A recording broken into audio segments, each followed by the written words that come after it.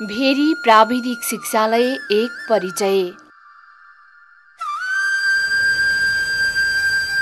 यो हो पश्चिम नेपालको प्रमुख व्यापारिक तथा औद्योगिक केन्द्र नेपालगञ्ज। क्षमतावान जनशक्तिले मात्र यस स्थानको सुदृढ विकासलाई गति दिन सक्दछन् भन्ने मान्यतामा आधारित रहेर प्राविधिक शिक्षा तथा व्यावसायिक तालिम परिषद सिटिभिटीले यहाँको औद्योगिक तथा व्यावसायिक क्षेत्रलाई आवश्यक पर्ने सिपयुक्त जनशक्ति उत्पादनमा क्रियाशीलता बढाएको हो। लामो तथा छोटो अवधिका तालिम प्रदान गरी यहाँका युवाहरूलाई सक्षम बनाउनका लागि विक्रम सम्वत 2050 सालमा भेरी प्राविधिक शिक्षालय स्थापना गरेर सिटिभिटीले नेपालगञ्ज क्षेत्रमा प्राविधिक तथा व्यावसायिक शिक्षाको जग बसालेको थियो। कर्णाली, भेरी अथवा मध्यपश्चिमाञ्चल क्षेत्र र सुदूरपश्चिमाञ्चल क्षेत्र चाहिँ एउटा विकासको कारणले होस् अथवा मानवीय संसाधन विकासको कारणले होस् अलिकति पछि परेको र गरिबीको सूचाङ्कमा पनि पछि परेको क्षेत्र भएकोले त्यहाँका बेरोजगार युवाहरू अथवा अध्ययन गर्न नसकेका युवाहरूलाई लक्षित गरेर अथवा प्राविधिक शिक्षाको मार्फतबाट एउटा चाहिँ अल्टरनेटिभ पाथ चाहिँ टेक्निकल एजुकेसनले चाहिँ जनरल एजुकेसन सँगसँगै एउटा अल्टरनेटिभ पाथ दिनको लागि त्यहाँ स्थापना भयो। विभिन्न प्राविधिक तालिम तथा सिप प्रदान गरी मध्य पश्चिम नेपालको आर्थिक विकासका लागि योगदान दिने उद्देश्य साथ स्थापना गरिएको यस भेरी प्राविधिक शिक्षालयका थप उद्देश्यका बारेमा यसका प्रिन्सिपल भीमकान्त लामिछानेको धारणा यस्तो रहेको छ। भेरी प्राविधिक शिक्षालय प्राविधिक शिक्षा तथा व्यावसायिक तालिम परिषद अन्तर्गत सञ्चालित शिक्षालय हो। यसले मध्यम तथा निम्न मध्यम वर्गका प्राविधिक जनशक्तिहरू उत्पादन गर्नको निमित्त उद्देश्यका साथ यो चाहिँ स्थापना भएको हो र यसको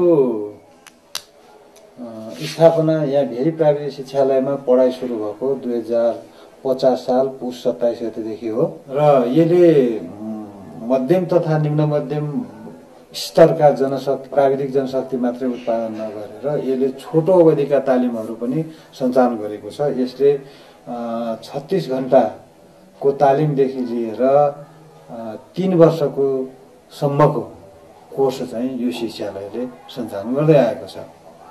नेपालको पश्चिमी क्षेत्रका युवाहरूलाई रोजगारीका सम्भावना भेटाउने र स्वरोजगारमूलक काम गर्ने बनाउन यस प्राविधिक शिक्षालयका गतिविधि केन्द्रित रहेका छन्। यस शिक्षालयले आफ्नो स्थापना कालदेखि नै लामो, मध्यम र छोटो अवधिका गरी 3 प्रकारका तालिमलाई अगाडि बढाएको छ। भेरी प्राविधिक शिक्षालयको लामो अवधिको कार्यक्रम इलेक्ट्रिकल इन्जिनियरिङ हो।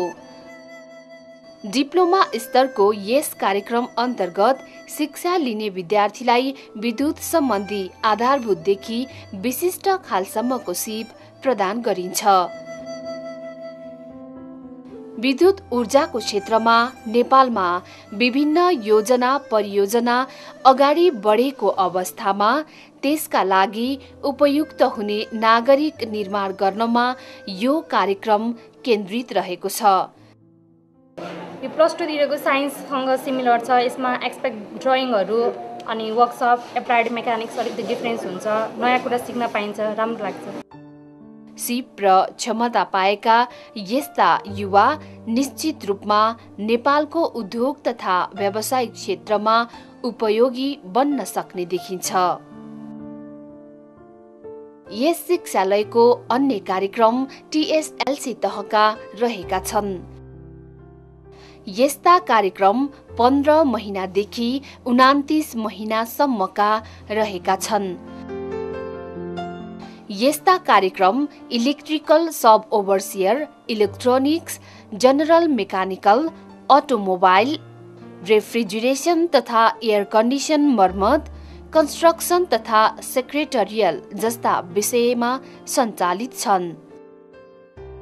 इलेक्ट्रिकल सब ओभरसियर विषय अध्ययन गरिरहेका प्रशिक्षार्थीलाई विद्युत जडान, विद्युतीय शक्ति प्रवाह, विद्युतीय सामग्रीको मर्मत सम्भार गर्ने क्षमता प्रदान गर्ने गरिएको छ।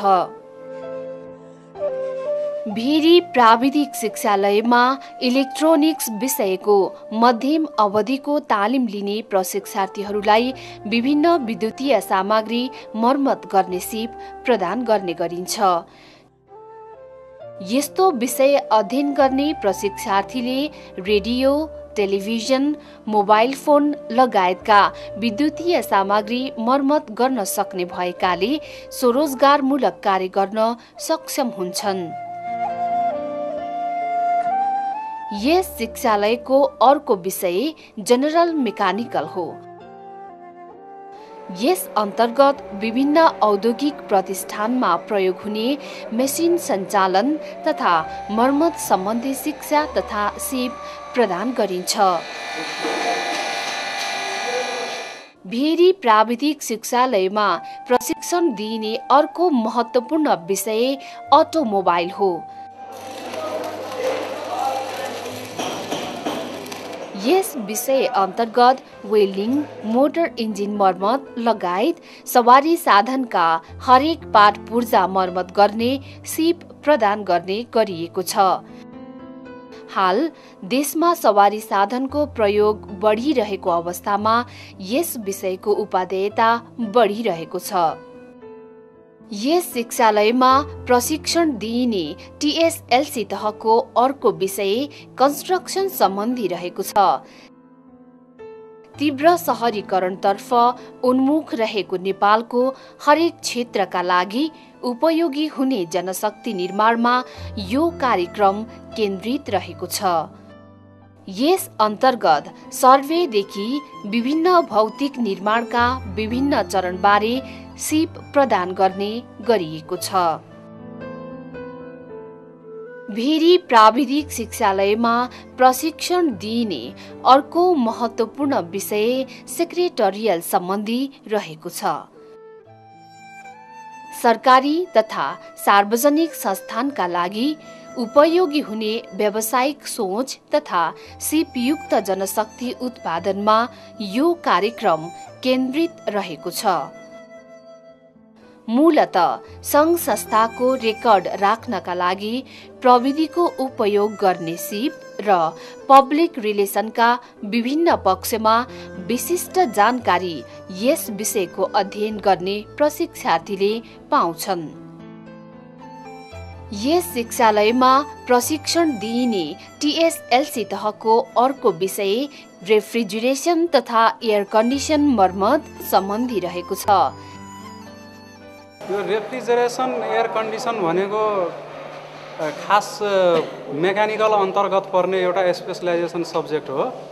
अब यसमा रेफ्रिजरेसन र एयर कन्डिसन दुईटा पार्ट यहाँ पढाइ हुन्छ। रेफ्रिजरेसन भनेको अब कुनै सीमित ठाउँको टेम्परेचरलाई कन्ट्रोल गर्ने र एयर कन्डिसन भनेको कुनै ठाउँको अब त्यहाँको स्पेसलाई चिसो पनि बनाउने, तातो पनि बनाउने अनि हावाहरू कन्ट्रोल गर्ने, ह्युमिडिटी कन्ट्रोल गर्ने भनेको एयर कन्डिसन हो। यो रेफ्रिजरेसन र एयर कन्डिसन दुईटैको यहाँ हामी 2 वर्ष पढाउँछौँ यो ट्रेडमा, अनि 5 महिना चाहिँ ओजिटीमा जान्छ। यस्तो विषय अध्ययन गर्ने प्रशिक्षार्थीले रेफ्रिजरेसन तथा एयर कन्डिसन लगायतका विद्युतीय सामग्री मर्मत गर्न सक्ने भएकाले स्वरोजगारमूलक कार्य गर्न सक्षम हुन्छन्।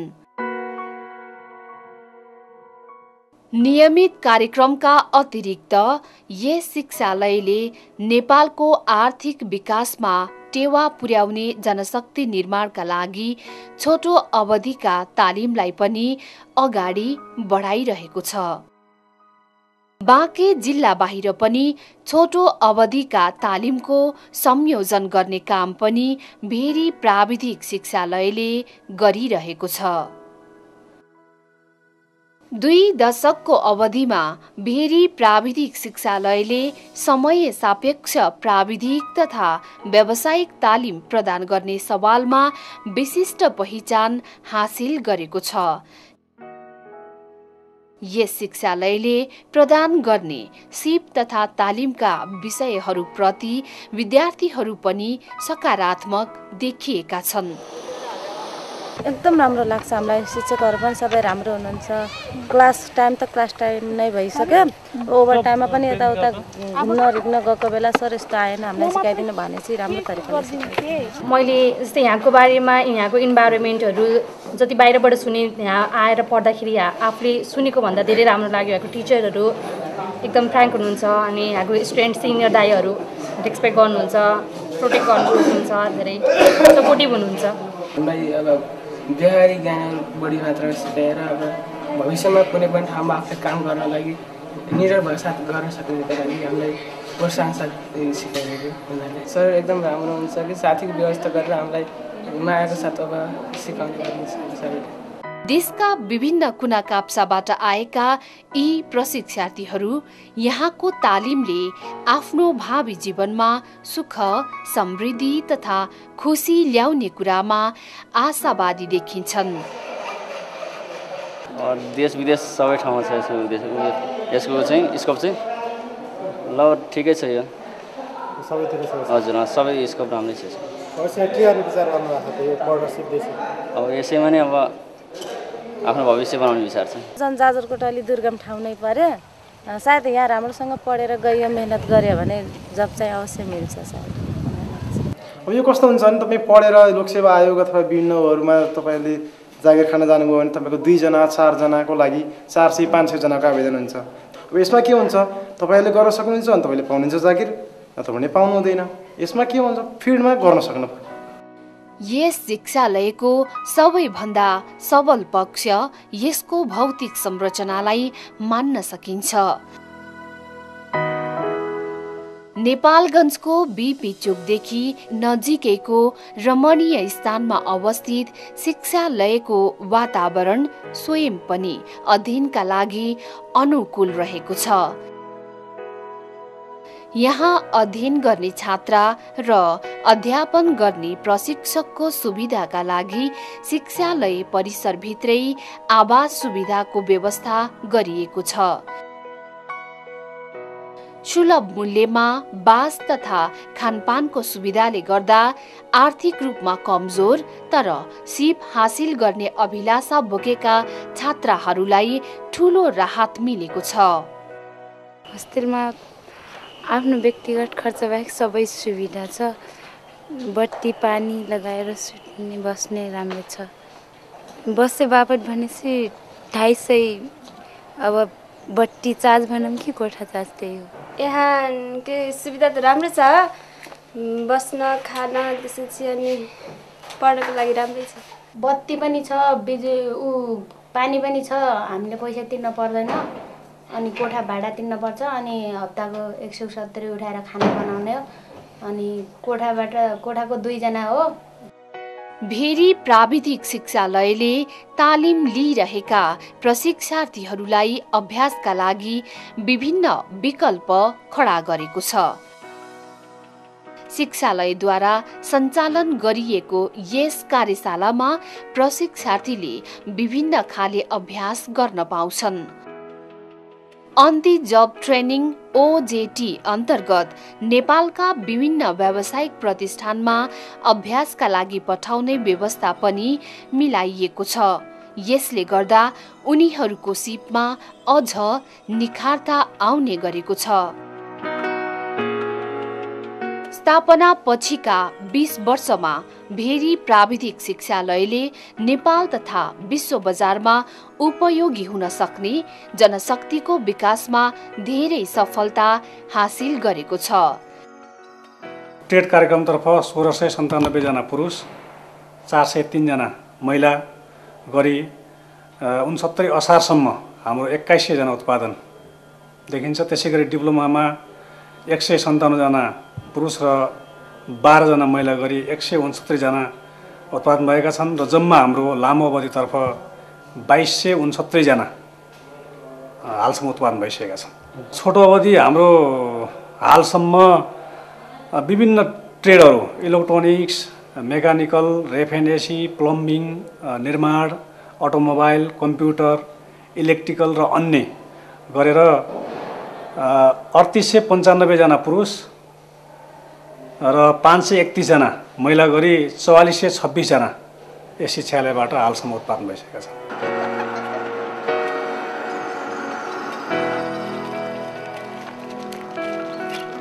भेरी प्राविधिक शिक्षालयबाट तालिम पाएका मध्ये करिब 80% युवा युवतीहरू रोजगार तथा स्वरोजगार भएका छन्। अधिकांशले नेपालगञ्ज तथा अन्य शहरका विभिन्न सरकारी संस्थान तथा निजी प्रतिष्ठानमा रोजगार प्राप्त गरेका छन्। यिनीहरूका हरेक क्रियाकलापमा व्यावसायिकता, सभ्यता र जागरुकता भेट्न सकिन्छ। शिक्षालयमा सिकेका सिकाइहरूलाई सहज र सफल ढङ्गले आफ्नो कर्मक्षेत्रमा यिनीहरूले लगाएका छन्। भेरी प्राविधिकबाट म 29 महिना तालिम लिएर म यहाँ अहिले डेहिट अटो पार्ट्समा कार्यरत छु। म practical action cluster office south Asia cluster office नेपालगञ्जमा कार्यरत छु सिनियर एडमिनिस्ट्रेटिभ एसिस्टेन्टको रूपमा 2010बाट।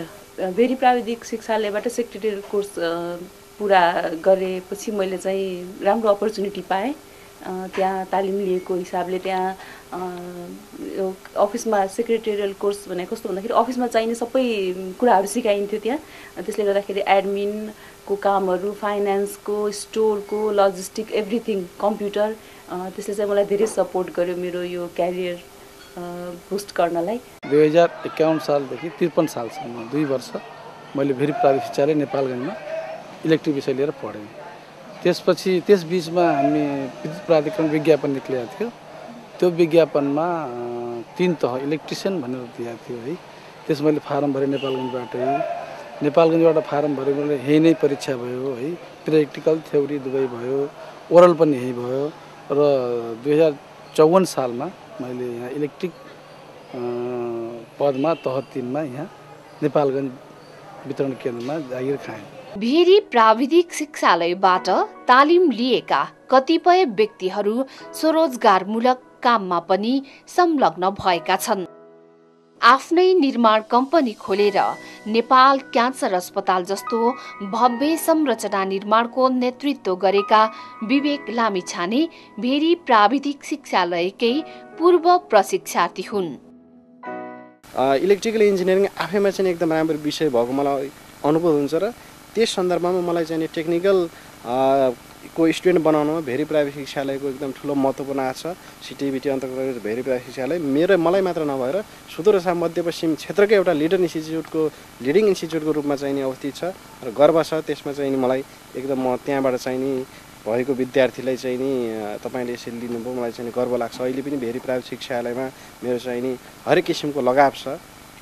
मलाई चाहिँ खुसी महसुस हुन्छ त्यस विषयमा। त्यस्तै गरी नेपालगञ्जमा आफ्नो इलेक्ट्रोनिक्स पसल खोलेका अमर ओलीले भेरी प्राविधिक शिक्षालयको सिप र परिवारको साथ पाएर स्वरोजगारमूलक काम गर्न अग्रसर भएको कुरा गौरव साथ बताउने गरेका छन्। स्थायी रूपमा चाहिँ यसलाई चलाउन सकिने र पछिको लागि भविष्यको लागि अलिकति सुनिश्चित थाई जागिरी जस्तो पनि हुने भयो र आफ्नै सेक्टरमा काम गर्न पाइने भयो र कुनै अब जस्तो मैले सामानहरू काठमाडौँबाट अनि इन्डियाबाट ल्याउँछु, यहाँ ल्याएर बेच्दा कुनै सामान चाहिँ मेरोमा ड्यामेज आउँछ, कुनै बिग्रिएको आउँछ, त्यसलाई चाहिँ आफैले चाहिँ बनाएर बेच्न सक्ने भएँ। त्यस पछाडि चाहिँ नयाँ सामानहरू पनि आफैले चाहिँ फिट गरेर ग्राहकहरूलाई सन्तुष्ट बनाउन सक्ने चाहिँ त्यो क्षमताले मैले बिजनेस चाहिँ राम्रो लाग्यो मलाई। विवेक लामिछाने अमर ओली केवल उदाहरण मात्रै हुन्। उनीहरूले स्वरोजगारदेखि लिएर कुनै फ्याक्ट्रीमा रोजगारदेखि लिएर विदेशसम्मको रोजगारमा पनि सामेल भइरहेका छन्।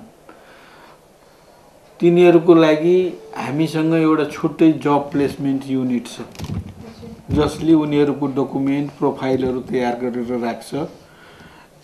अब बिस्तारै मार्केटमा हाम्रो नाम पनि बिस्तारै चलिरहेको छ। इन्डस्ट्रिजहरू, फ्याक्ट्रीहरू हामी कहाँ सम्पर्क गर्छन्, फोन गर्छन्।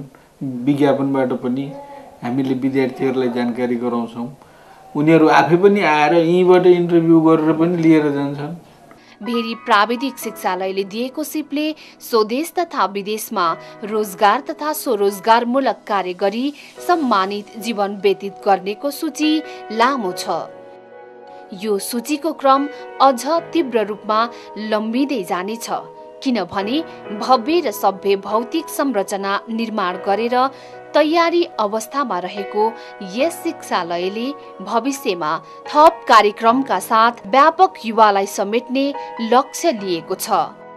मूलतः भेरी प्राविधिक शिक्षालयमा सिटिभिटीको नियमअनुसार, सिटिभिटीको निर्देशनअनुसार, सिटिभिटीको उद्देश्य अनुसार यसले पनि आफ्नो उद्देश्य लैजाने हो, जस अन्तर्गत अब डिप्लोमा कार्यक्रम अहिले इलेक्ट्रिकल इन्जिनियरिङमा 3 वर्ष डिप्लोमा छ, मेकानिकलमा त्यस्तै अटोमोबाइलमा चाहिँ हामीले डिप्लोमा कार्यक्रम सञ्चालन गर्ने उद्देश्य राखेका छौँ।